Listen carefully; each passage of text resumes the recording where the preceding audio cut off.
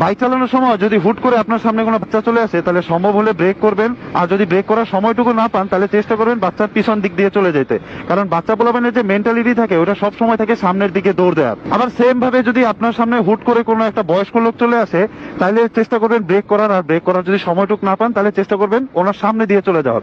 কারণ বয়স্ক লোকদের মেন্টালিটি থাকে হচ্ছে সবসময় পিছন দিকে চলে যাওয়ার বা এক জায়গায় থেমে যাওয়ার। সেম ভাবে যদি আপনি বাইক চালানোর সময় আপনার সামনে কোনো মধ্যবয়স্ক পুরুষ বা কোনো ছেলে মানুষ চলে আসে, তাহলে চেষ্টা করবেন ব্রেক করার। আর যদি সেটা নাও পারেন, তাহলে চেষ্টা করবেন জাস্ট স্লো করার। কারণ স্লো করলে সে ওইটুক সময় পেয়ে যাবে, সামনে পিছে ডাইনে বামে যেভাবে হোক সে কাটায় গুটা বের হয়ে যাবে। কারণ ছেলে মানুষের ওই এক্সপিরিয়েন্সটা থাকে। বাট যদি মনে করেন আপনার সামনে কোনো মেয়ে মানুষ চলে আসে, তাইলে ভাই ওইটারে ইমিডিয়েটলি ব্রেক করেন এবং ওই জায়গায় ব্রেক করেন। কারণ মেয়ে মানুষের সামনে আপনি বাইক নিয়ে আসলে আপনি সামনে যান, পিছনে যান, ব্রেক না করলে আপনি যেইভাবেই যান, ও প্রথমে ডাইনে যাবে, তারপর বামে যাবে, পারলে উপরে যাবে, নাহলে নিচে যাবে। এরপরে ওই জায়গায় দাঁড়ায় থাকবে, কানের মধ্যে হাত দিবে, চোখে হাত দিবে, বলবে ও মাই গড।